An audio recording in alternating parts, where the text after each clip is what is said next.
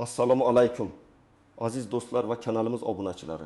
Bugungi videomiz juda muhim va ko'pchilikni qiziqtirgan bir savolga bag'ishlanadi. 25 yoshda nafaqaga chiqish yangi qonun qabul qilindimi? Bu savol har kuni minglab insonlarning miyasini band qilayotganini bilaman.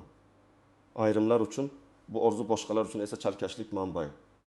Kimdir mumkin emas desa, boshqasi yangiliklar bor deydi. Bugungi ma'lumotlar aynan shu chalkashliklarga barham berish uchun mo'ljallangan va ishonchim komilki, u sizning hayotingizni tubdan o'zgartirishi mumkin. Ayniqsa 50 yoshdan oshganlar uchun o'ta muhimdir. Shu bois men sizdan hozirroq kanalimizga obuna bo'lishingizni va ushbu videoga like bosishingizni so'rayman. Chunki hozir siz eshitadigan ma'lumotlar hammaga tegishli bo'lmasa-da, juda ko'p insonlar uchun nafaqat umid eshigini ochishi, balki moliyaviy rejalaringizni qayta ko'rib chiqishga ham sabab bo'lishi mumkin. Keling, hech qanday ortiqcha gaplarsiz asosiy mavzuga sho'ng'iymiz. Muammoning mohiyati.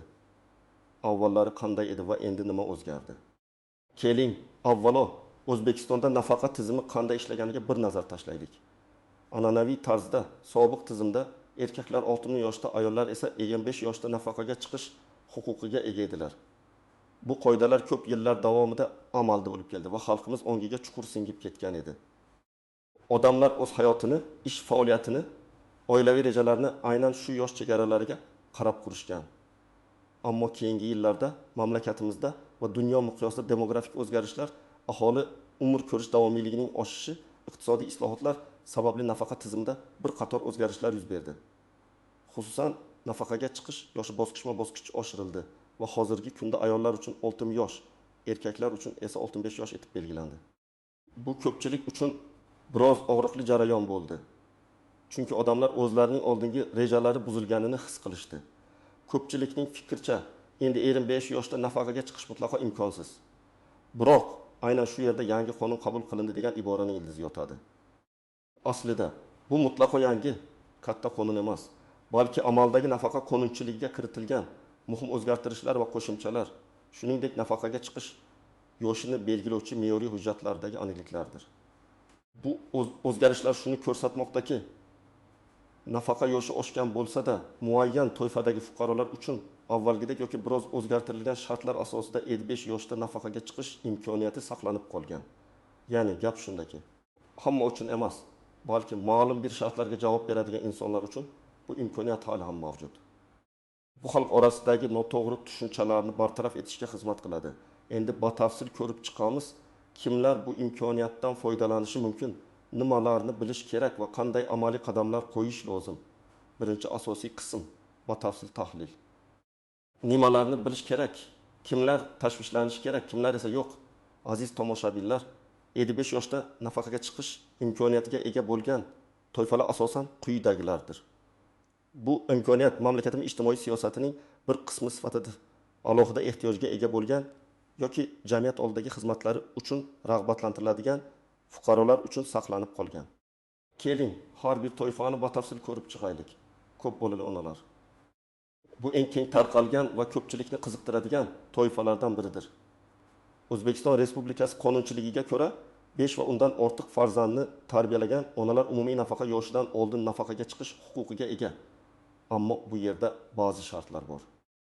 Birinchidan, kamida 5 ta farzandni tug'ib, ularni 8 yoshga to'lgunicha tarbiyalagan bo'lish shart. Ikkinchidan, ayolning umumiy mehnat staji kamida 20 yil bo'lishi kerak. Bu stajga ishlagan davrlar, bolani parvarishlash davri har bir bola 3 yilgacha, jami 6 yilgacha va boshqa qonunda belgilangan davrlar kiradi. Misol, Oygul opa 54 yoshda. Uning 6 ta farzandi bor. Ularning har biri 8 yoshdan oshgan. Oygul opaning mehnat daftarchasida 28 yillik rasmiy ish staji ko'rsatilgan. Uning farzandlarini parvarishlash davri ham ushbu stajga kiritilgan. Hozirgi qonunchilikka ko'ra, Oygul opa barcha shartlarga javob beradi va 55 yoshga to'lishi bilan, ya'ni 1 yildan keyin umumiy belgilangan 6 yoshdan ancha oldinroq nafaqaga chiqish huquqiga ega bo'ladi. Uning uchun bu nafaqa 55 yoshdan belgilanadi va shu yoshdan boshlab nafaqa olishi mumkin. Bu Oygul opa uchun katta yordam. Chunki u nafaqaga chiqish uchun yana 6 yil kutish shart emas. 2. Mehnat sharoitlari o'ta zararli va o'ta og'ir ishlarda band bo'lganlar. Ba'zi kasblar inson salomatligiga jiddiy zarar etkazishi yoki ularni jismoniy jihatdan juda ko'p toliqtirishi sababli bunday sohalarda ishlaganlarga imtiyozli nafaqa huquqi beriladi. Bu toifaga kiruvchi kasblar ro'yxati Vazirlar Mahkamasi tomonidan tasdiqlangan maxsus ro'yxatda aniq ko'rsatilgan. Masalan, tokkon sanoati, metallurgiya, kimyo sanoati, radioaktiv moddalar bilan ishlash va shunga o'xshash sohalar. Ayollar uchun agar ular bunday sharoitlarda belgilangan ish stajining kamida yarmini ishlagan bo'lsalar, 20 yoshdan nafaqaga chiqish huquqiga ega bo'lishlari mumkin. Ammo shuni ham tushunish kerakki, bu umumiy qoida emas, balki shartlar kasb turiga va ishlangan muddatga qarab farq qilishi mumkin. Agar shartlar biroz yengilroq bo'lsa, ba'zan 25 yosh ham tegishli bo'lishi mumkin. Umumiy mehnat staji esa kamida 20 yil bo'lishi kerak. Misol, Dilshoda opa 23 yoshda. U 25 yil davomida kimyo zavodining eng zararli sexlaridan birida ishlagan. Uning ishi maxsus kasblar ro'yxatiga kiritilgan. Mehnat daftarchasidagi yozuvlar va ish joyidan olingan ma'lumotnomalar uning ushbu sharoitlarda ishlaganini tasdiqlaydi. Uning 25 yillik umumiy ish staji bor. Shundan 15 yildan ortig'i zararli sharoitda o'tgan. Bu holatda Dilshoda opa 85 yoshga to'lganda hatto umumiy belgilangan yoshdan oldin ham nafaqaga chiqish huquqiga ega bo'ladi. Ba'zi hollarda bu aytgan yoshdan ham belgilanishi mumkin. Bu uning ishlagan kasbi va sharoitlariga bog'liq. 3. Nogironligi bo'lgan shaxslar. O'zbekiston Respublikasi qonunchiligiga ko'ra tug'ma nogironligi bo'lgan yoki bolalikdan nogiron bo'lgan ayollar uchun ham imtiyozli nafaqa shartlari mavjud. Agar ular kamida 25 yil mehnat stajiga ega bo'lsalar, 25 yoshda nafaqaga chiqish huquqiga ega bo'lishlari mumkin. Bu holatda nogironlik guruhining ahamiyati katta.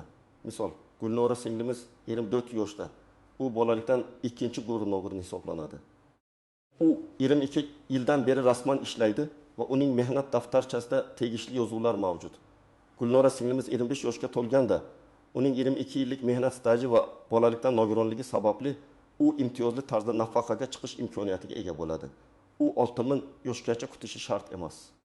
4. Harbiy xizmatchilar va huquqni muhofaza qilish organlari xodimlari. Harbiy xizmatchilar va ichki ishlar mudofaa vazirligi, favqulodda vaziyatlar vazirligi kabi tashkilotlarda xizmat qilgan ayollar uchun maxsus nafaqa qoidalari mavjud. Ularning xizmat stajiga qarab 55 yoshdan oldin ham, ayniqsa 55 yoshda nafaqaga chiqishlari mumkin. Bu yerda asosiy e'tibor xizmat muddati, lavozim va xizmat sharoitlariga qaratiladi. Bu toifadagi fuqarolar uchun xizmat davomiyligi va tibbiy holat ham muhim rol o'ynaydi. Misol, Dilfuz opa 53 yoshda, u 25 yil davomida ichki ishlar organlarida xizmat qilgan. Uning xizmat staji imtiyozli hisoblanadi va unga 55 yoshda nafaqaga chiqish imkoniyatini beradi. Uning xizmat davrida olgan unvonlari va lavozimlari ham nafaqa miqdorini aniqlashda muhim bo'ladi. Bu yerda shuni ta'kidlash joizki, barcha ushbu imtiyozlar rasmiy ish stajiga va ijtimoiy sug'urta badallari to'langanligiga asoslanadi. Norasmiy ishlagan davrlar ko'pincha nafaqa stajiga kiritilmaydi yoki ularni tasdiqlash juda qiyin bo'ladi. Shu sababli har doim rasmiy mehnat faoliyatini yuritish va barcha badallarni o'z vaqtida to'lash muhimdir. Ikkinchi asosiy qism: qoidalardagi istisnolar, tuzoqlar va noaniq nuanslar. Aziz do'stlar, yuqorida sanab o'tilgan imtiyozlar barcha birdek tegishli emas. Bu yerda e'tibor berish kerak bo'lgan bir qator nozik jihatlar va tuzoqlar mavjud. 1. Staj hisobotidagi murakkabliklar. Nafaqa tayinlashda eng muhim omil bu mehnat stajidir. Ammo stajni hisoblash har doim ham oddiy emas. Ba'zi hollarda, masalan, zararli sharoitlarda ishlaganlik uchun staj imtiyozli hisoblanishi mumkin. Ya'ni 1 yil ishlagan davr 1,5 yoki hatto 2 yil sifatida hisoblanishi mumkin. Bu preferensial staj deyiladi. Lekin bu imtiyozni olish uchun ish joyidan berilgan hujjatlar, buyruqlar, lavozim yo'riqnomalari va ish sharoitlari haqidagi ma'lumotnomalar aniq va to'liq bo'lishi shart. Agar hujjatlarda biron bir noaniqlik bo'lsa, nafaqa fondi xodimlari bu davrni oddiy staj sifatida hisoblashi yoki umuman hisobga olmasligi mumkin. Bu esa 25 yoshda nafaqaga chiqish huquqini yo'qotishga olib kelishi mumkin. 2. Hujjatlarning to'liqligi va to'g'riligi. Nafaqa tayinlash jarayonida taqdim etiladigan har bir hujjatning to'g'riligi va qonuniy kuchga ega ekanligi juda muhim. Masalan, mehnat daftarchasidagi yozuvlar aniq va imzolangan bo'lishi kerak. Agar ism sharifingizda, tug'ilgan sanangizda xatoliklar bo'lsa, ularni avvalo to'g'rilash talab etiladi. Ko'p bolali onalar uchun farzandlarining tug'ilganlik haqidagi guvohnomalari ularning 8 yoshga to'lganligini tasdiqlovchi hujjatlar, pasport yoki tug'ilganlik guvohnomasidagi yozuvlar zarur bo'ladi. Har bir kichik xatolik nafaqa tayinlash jarayonini sezilarli darajada kechiktirishi yoki hatto imtiyozli nafaqa huquqini bekor qilishi mumkin. 30. Norasmiy bandlikning oqibatlari. Afsuski, mamlakatimizda hali ham norasmiy bandlik holatlari mavjud. Ya'ni odamlar rasman ishga joylashmasdan, ish haqi hisobvaraq ochilmasdan, ijtimoiy sug'urta badallari to'lanmasdan ishlashadi. Bunday davrlar mehnat stajiga kiritilmaydi. Natijada yillar davomida ishlagan inson nafaqa yoshiga yetganda yetarli staji yo'qligi sababli imtiyozli nafaqaga chiqa olmaydi. Bu juda achinarli holat. Shu sababli har bir fuqaro rasmiy ish joyida ishlashi va ish beruvchi tomonidan barcha tegishli badallar to'lanishini nazorat qilish kerak. Nafaqa qonunchiligidagi o'zgarishlar. Nafaqa qonunchiligi statik emas, u vaqti bilan o'zgarib turadi. Bugungi kunda amal qilayotgan qoidalar 10 yil oldingisidan farq qilishi mumkin. Shuning uchun eskirgan ma'lumotlarga tayanish xato. Har doim pensiya jamg'armasining rasmiy manbalari, davlat xizmatlari markazlari yoki malakali yuristlarning maslahatiga amal qilish lozim. Misol uchun, ilgari sobiq ittifoq davridagi ba'zi kasblar uchun imtiyozlar hozir bekor qilingan bo'lishi mumkin yoki aksincha, yangi imtiyozli kasblar ro'yxati paydo bo'lgan bo'lishi mumkin. 5. Tibbiy komissiya xulosasi. Nogironligi bo'lgan shaxslar uchun yoki zararli sharoitlarda ishlaganlar uchun nafaqa tayinlashda tibbiy mehnat ekspert komissiyasining tam xulosasi muhim rol o'ynaydi. Agar xulosada nafaqa tayinlashga to'sqinlik qiluvchi omillar ko'rsatilgan bo'lsa yoki nogironlik guruhi aniq belgilanmagan bo'lsa, bu ham muammolarga olib kelishi mumkin. Shu sababli tibbiy hujjatlar va xulosalar ham juda ehtiyotkorlik bilan tayyorlanishi kerak. 6. Pensiya fondi bilan bevosita aloqa. Ba'zi insonlar ma'lumotni eshitib, birdaniga xulosa chiqarib, umidsizlikka tushishadi. Lekin har bir holat individualdir.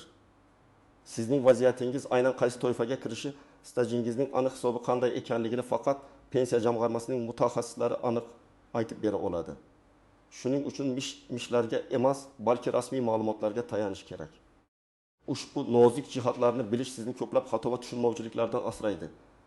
Amaliy maslahatlar, tomoshabin nima qilish kerak, aniqlik kiritish uchun qadamlar.